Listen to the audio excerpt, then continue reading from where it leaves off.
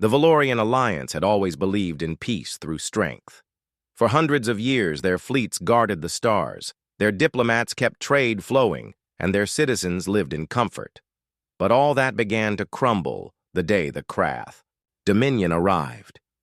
The Krath were not simply another aggressive empire. They were a war machine built for conquest. Their ships were larger, their weapons more advanced, and their soldiers trained from birth for battle. The Valorians had fought many enemies before, but none like the Krath. Every encounter ended the same way: burned cities, shattered fleets, and fleeing survivors. Now, after 20 years of war, the Valorian Alliance was on the brink of total collapse. Inside the Great Hall of the Valorian High Council, a meeting was underway.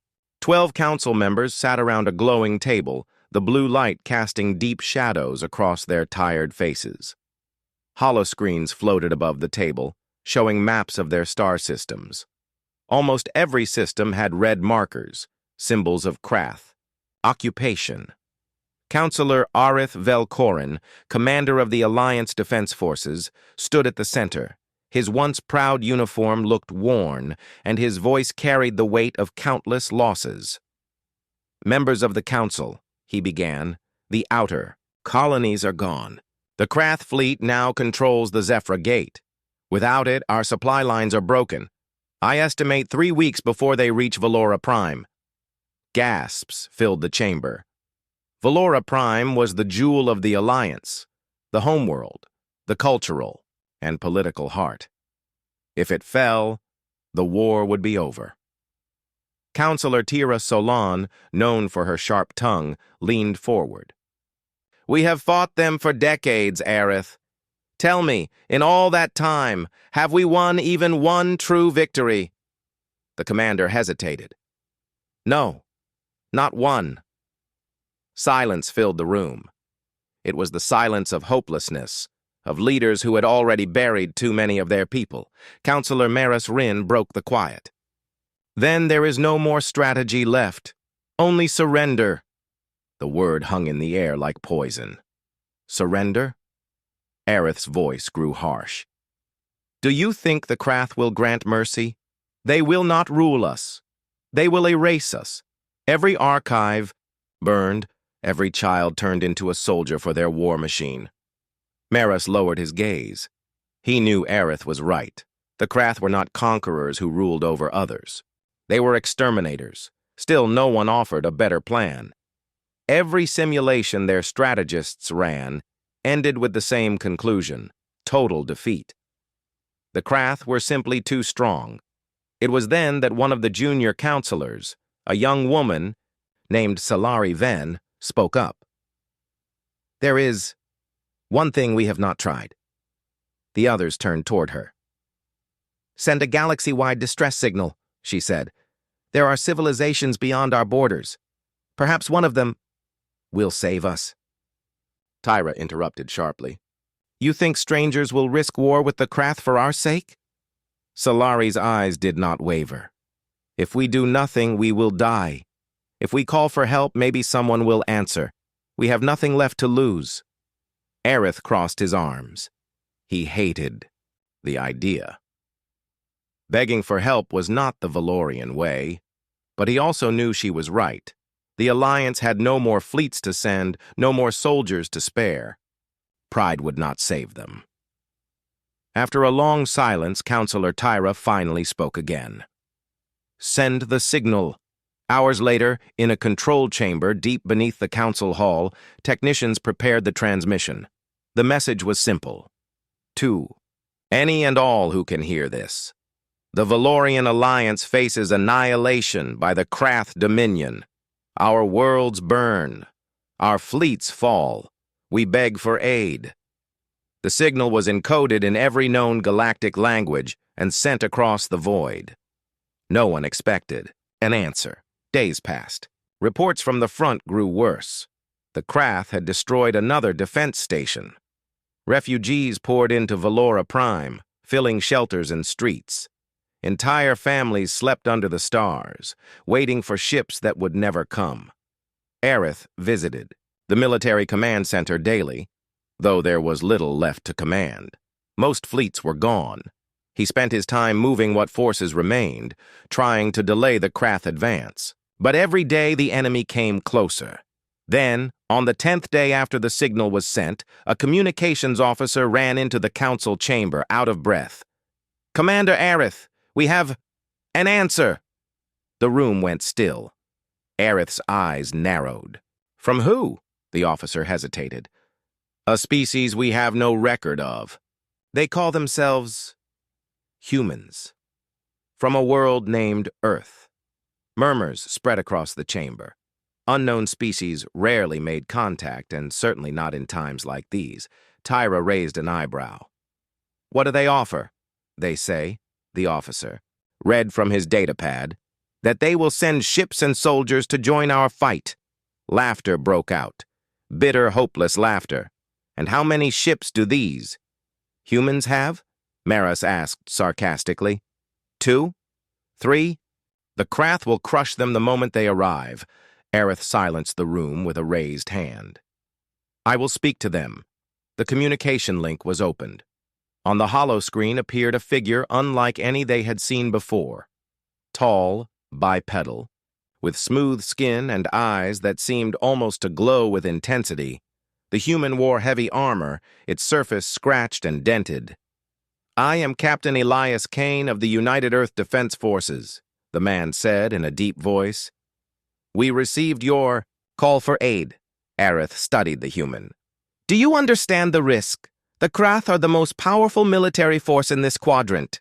Kane's lips curved into the smallest of smiles. "We've dealt with powerful enemies before." Tyra stepped forward. "Our scans show your ships are outdated. Your shields are weaker than even our damaged fleets. Why would you think you can stand against the Krath?" Kane's expression didn't change. "Because we fight to win, and because we don't know how to stop." The Valorian counselors exchanged glances. The humans' words were simple, almost foolish. But there was a weight behind them. "How many ships will you send?" Aerith asked. "Enough," Kane replied. "We will arrive in one standard week. Prepare your forces. When we come, we fight together." The transmission ended.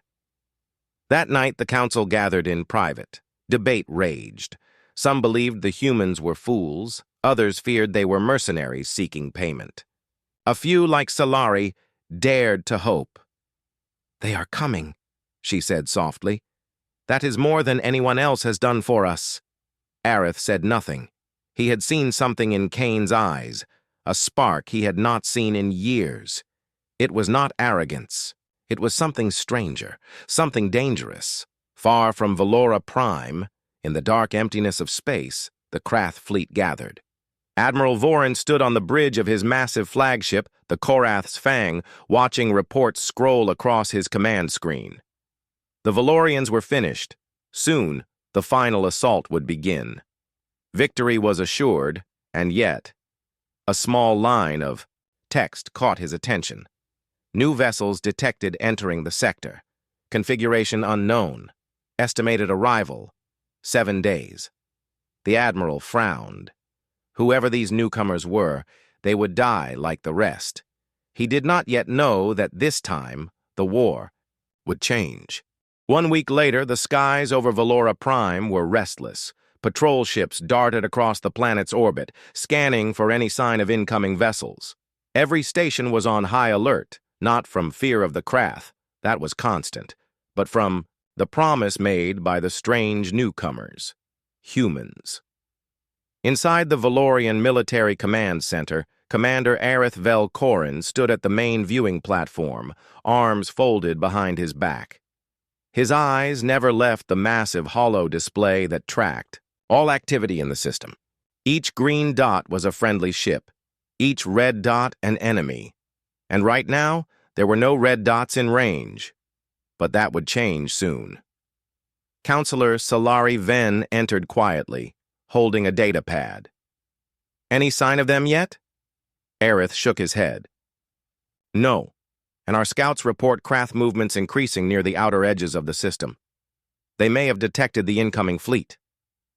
Or they're simply pressing their advantage, Solari replied. She hesitated before adding, Do you trust them? These humans?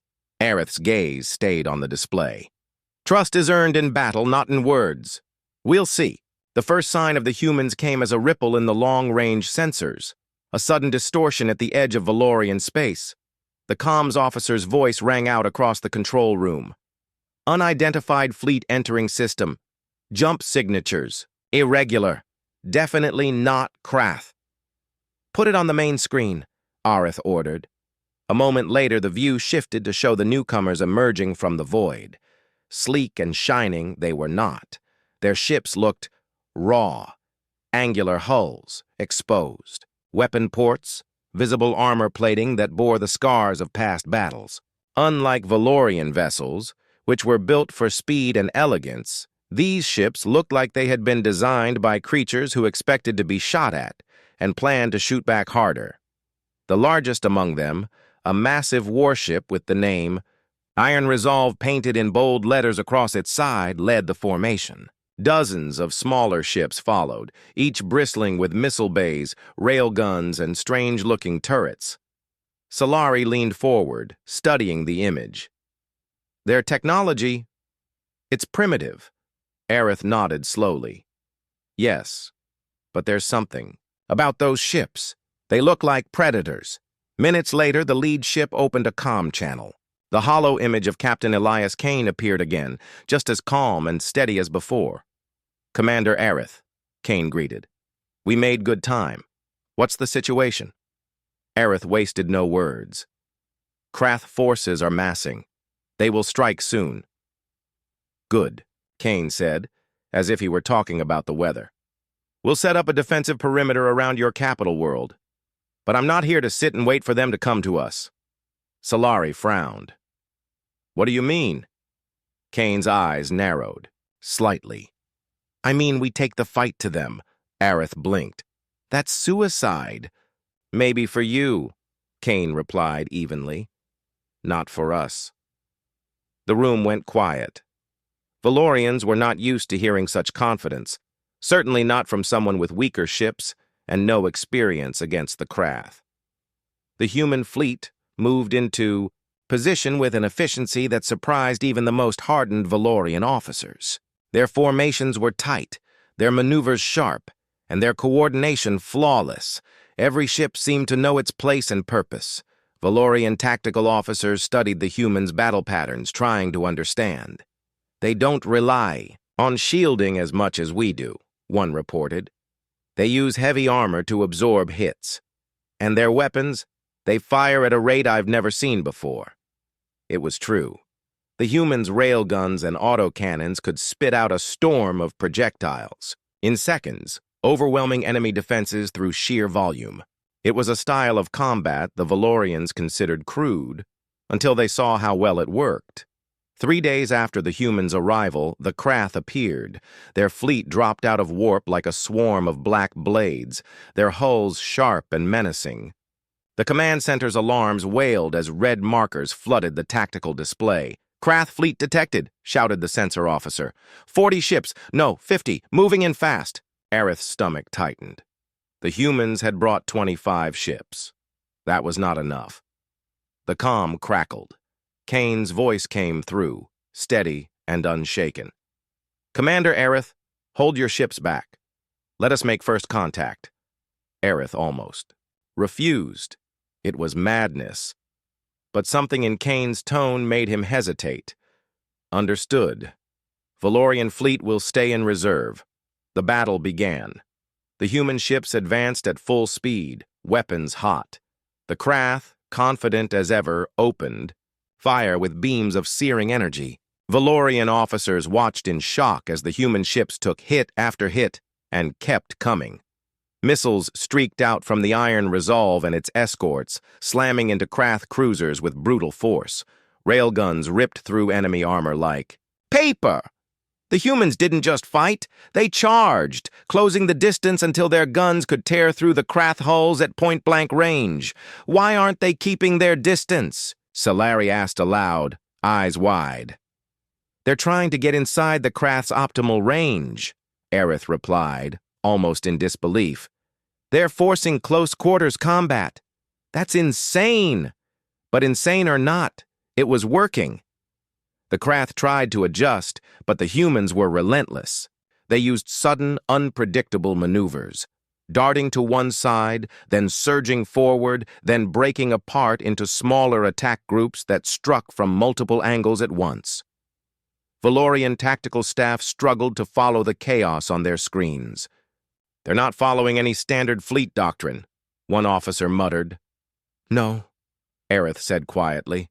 "They're following the doctrine of survival." Hours later, the Krath retreated, not destroyed, but bloodied. The humans had lost ships, yes, but far fewer than anyone expected. And for the first time in decades, the Krath had been driven back from a major battle.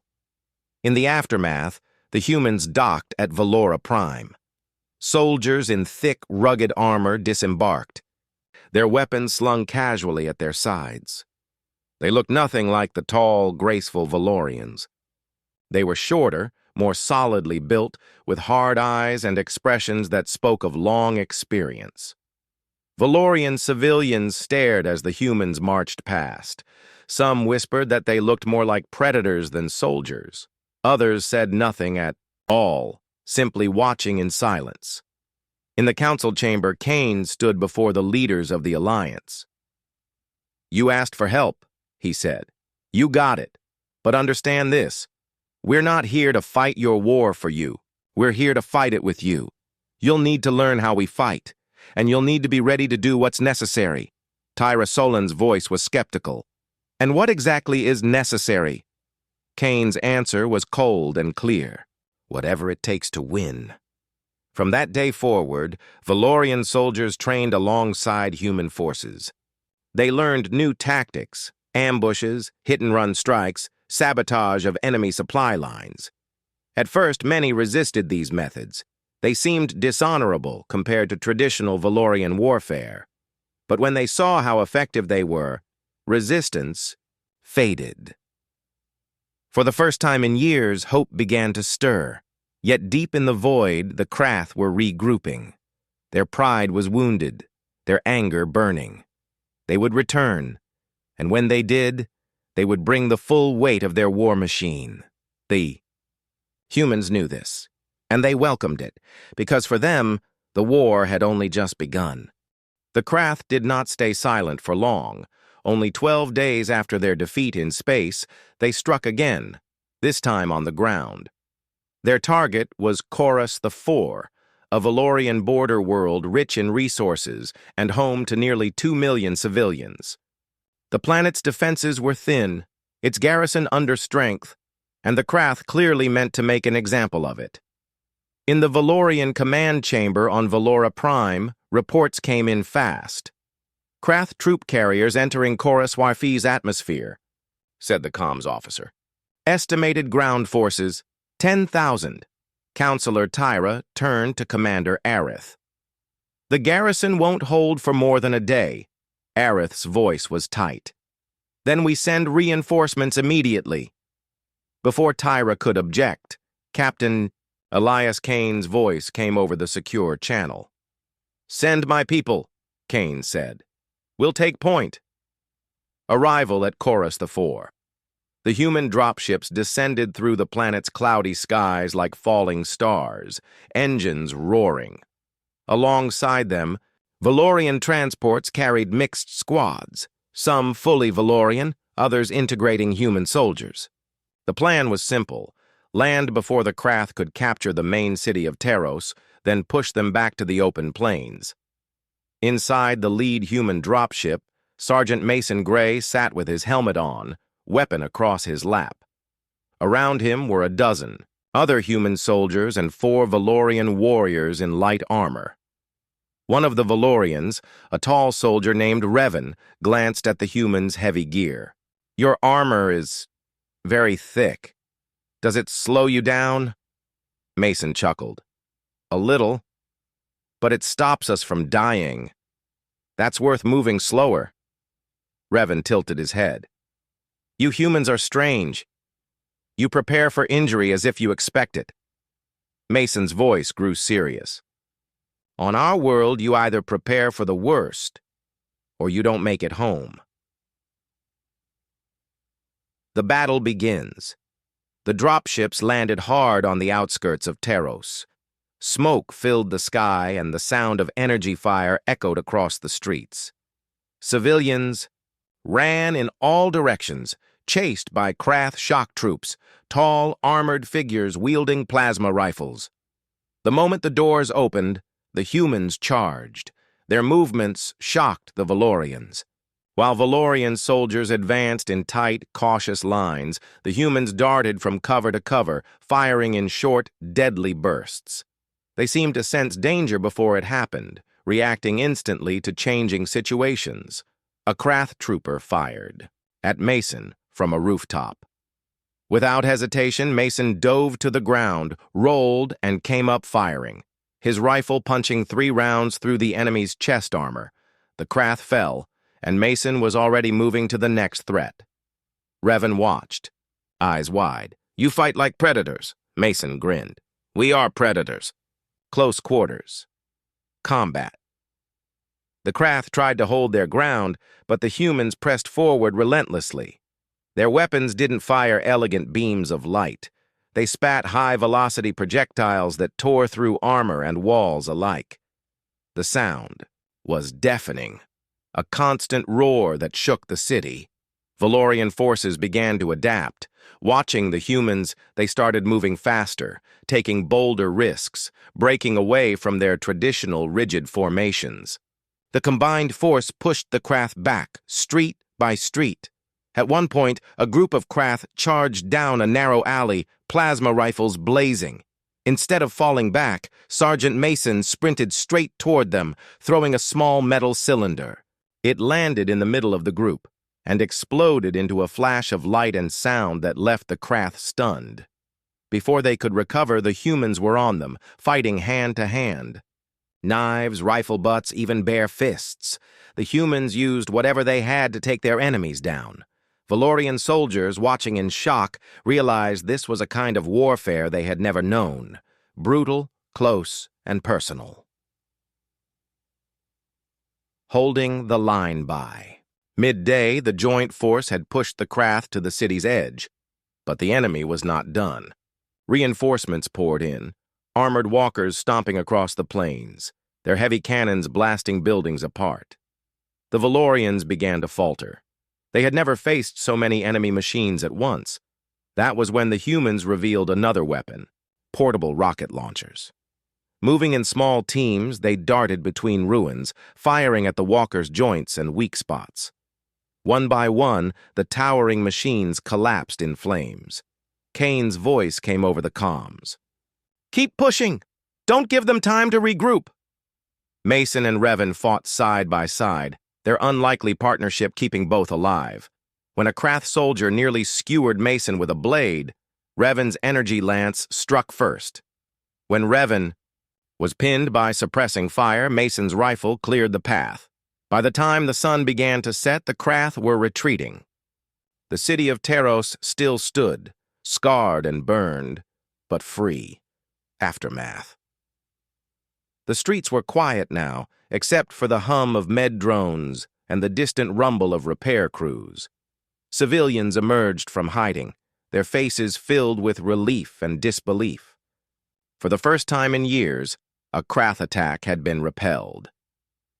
In the main square, Valorian soldiers gathered to honor the day's fighters. Many approached the humans, offering thanks. Others simply stared, unsure what to make of these fierce allies who bled without hesitation and smiled in the face of danger. Commander Aerith arrived from orbit to inspect the battlefield.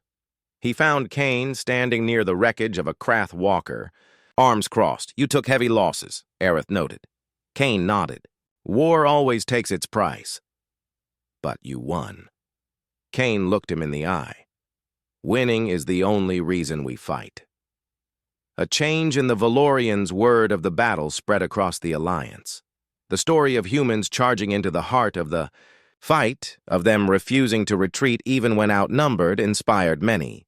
Valorian recruits began asking to be trained by human instructors.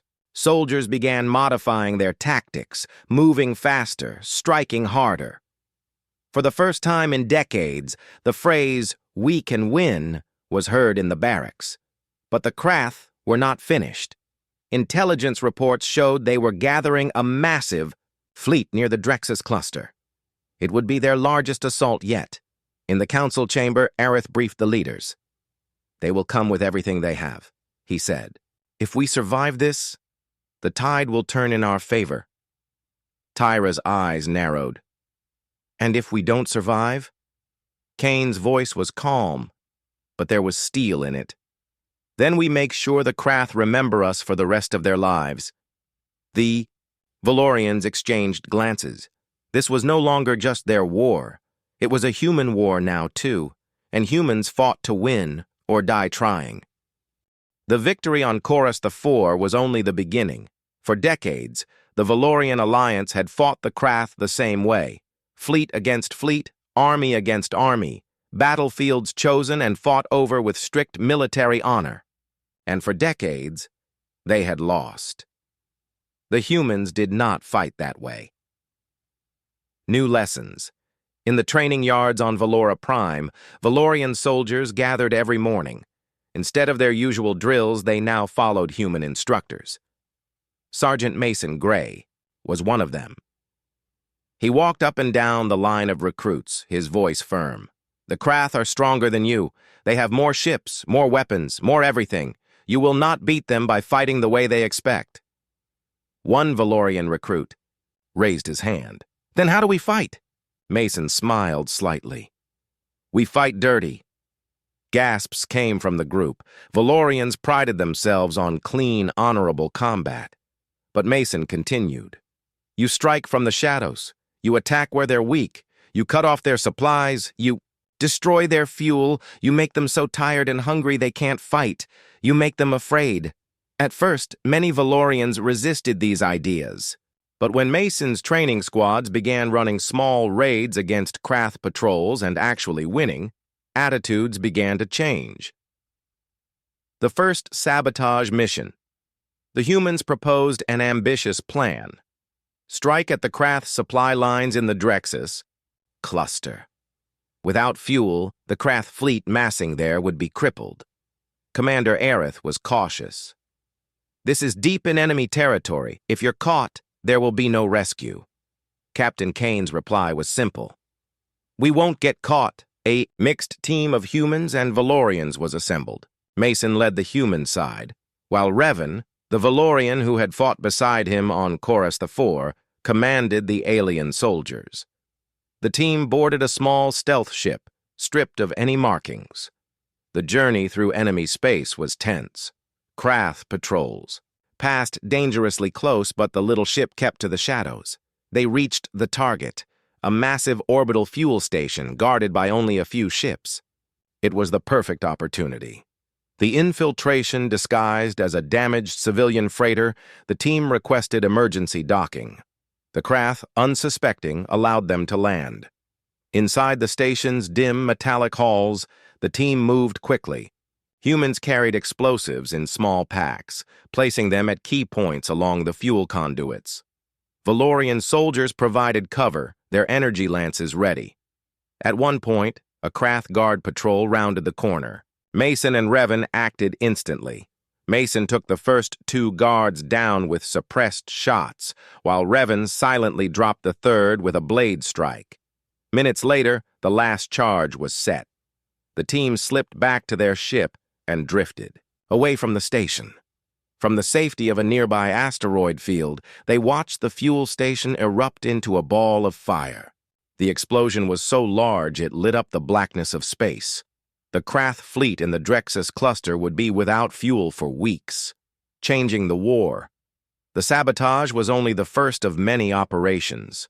Human-led strike teams began hitting Krath outposts, communication relays, and even their troop transports before they reached the front. At first, the Krath dismissed these attacks as isolated annoyances. But as losses mounted, frustration grew. They were not used to being hunted. In the Valorian council chambers, reports came in daily. Krath patrol destroyed without warning. Supply depot reduced to debris. High-ranking Krath officer assassinated in his own quarters. Counselor Solari Ven could hardly believe the results. "We've done more damage in 1 month than we managed in 10 years, Aerith agreed, though he knew this would only make the Krath more dangerous. "They will adapt. We must be ready." The Krath's response deep in the heart of Krath territory. Supreme Commander Vorak slammed his fist onto the command table. "These humans," he spat.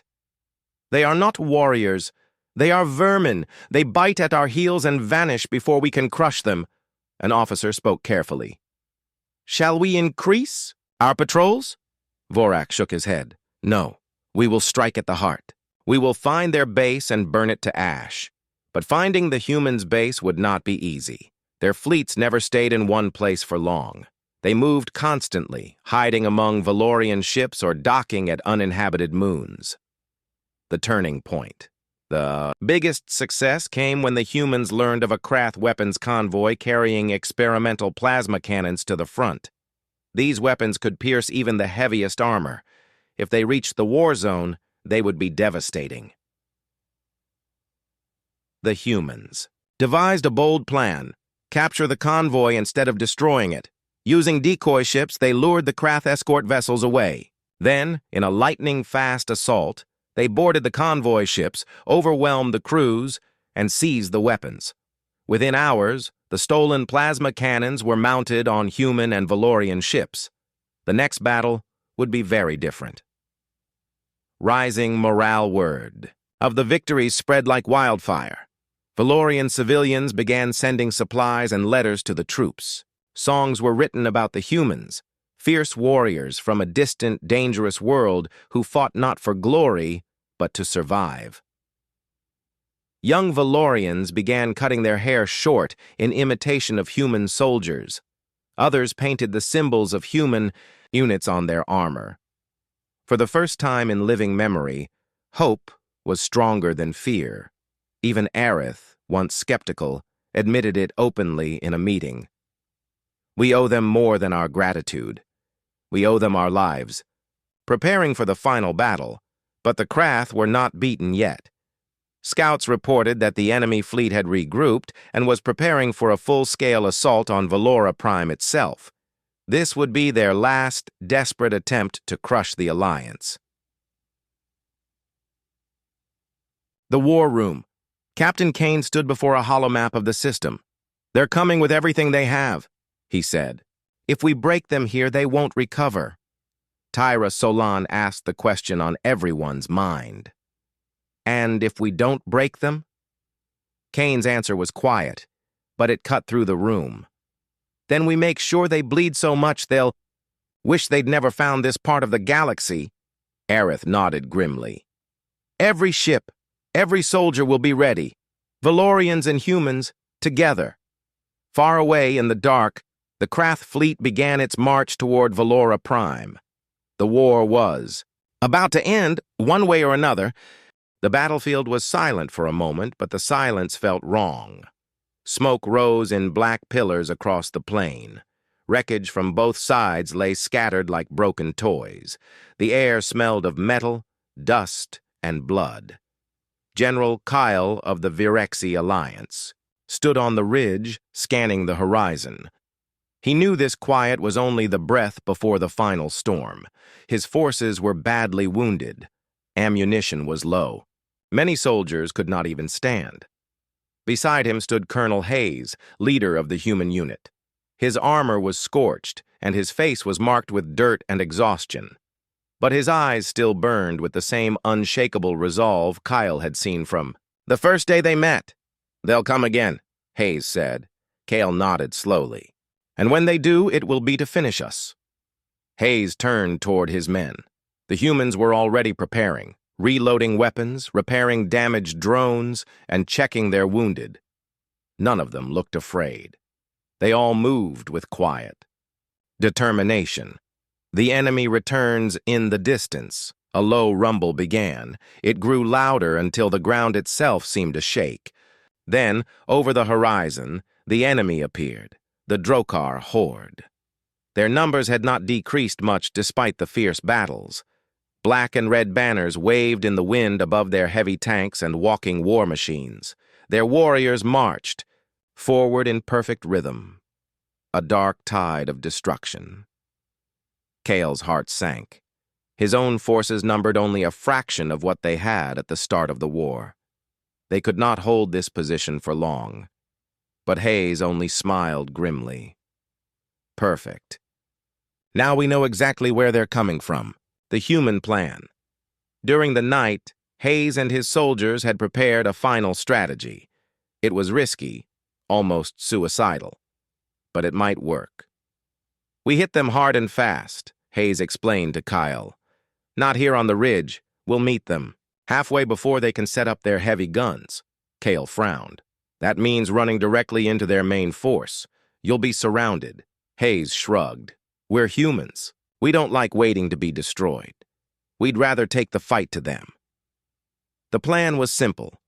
The humans would lead a fast assault to break the Drokar formation. At the same time, Kale's remaining forces would strike from the sides, creating chaos. If they failed, they would all be gone. But if they succeeded, they could crush the enemy's command center in the confusion. The charge. The humans moved first. They sprinted down the ridge, weapons blazing. Plasma rifles lit the air with blue and white bursts. Explosions shook the ground as grenades tore into Drokar lines. The Drokar commander roared orders, but the sudden human attack was like a blade cutting into his army's heart. Kale watched in awe. The humans didn't slow down. Even when enemy fire tore through their ranks, they pushed forward. Their battle cries echoed across the field, fierce, unbroken, and full of life. Inspired, Kyle shouted to his troops, "Now! For the Alliance!" The Virexi forces surged from both sides, surrounding the Drokar. Turning the tide at first, the Drokar fought back with their usual brutal strength. Their heavy walkers fired into the Alliance lines, sending shockwaves through the air. But the humans were everywhere, climbing the walkers, planting explosives, striking from unexpected angles. One human soldier, Corporal Vega, leapt onto a Drokar tank, ripped open a panel, and tossed in a grenade. The tank erupted in flames. Another, Sergeant Lin, led a squad through a narrow gap in the Drokar lines, taking out the enemy artillery from behind. The Drokar began to falter. Their perfect marching lines broke apart. Their commanders shouted orders, but the humans had shattered their rhythm. The final push Hayes fought his way to the center of the chaos. His target was the Drokar warlord, a massive figure clad in black armor. The warlord's weapon was a great energy axe that could cut through a tank. The two met in the middle of the battlefield. Sparks flew as Hayes's blade clashed with the Bia axe. The warlord swung with terrifying power, but Hayes was faster. He ducked, rolled, and struck with precision. The fight was brutal. Each strike from the warlord shook the ground, but Hayes refused to back down. Finally, with a roar, he drove his blade through the warlord's chest. The giant fell. Seeing their leader fall, the Drokar's morale collapsed. Victory. The remaining Drokar tried to retreat, but Kyle's forces cut them off. Within minutes, the once mighty army was in full flight, scattering across the plains. Kyle looked across the battlefield. It was a victory, but it had come at a heavy cost. Many Alliance soldiers had fallen. Many humans lay still on the ground. Hayes walked back toward Kyle, his armor cracked and his face pale. "We did it." Kyle saluted him. "You saved us all." Hayes shook his head. "We saved each other." The legacy of the fight news of the battle spread across the galaxy. Stories of the humans, the Death World soldiers who charged into the heart of the enemy, inspired worlds far beyond the Alliance. For the first time, the Drokar were pushed back, their aura of invincibility broken. And for Kyle, one truth became clear. When defeat seemed inevitable, When all hope was gone, humans had brought something no strategy could predict: the fierce, unbreakable will to fight for life.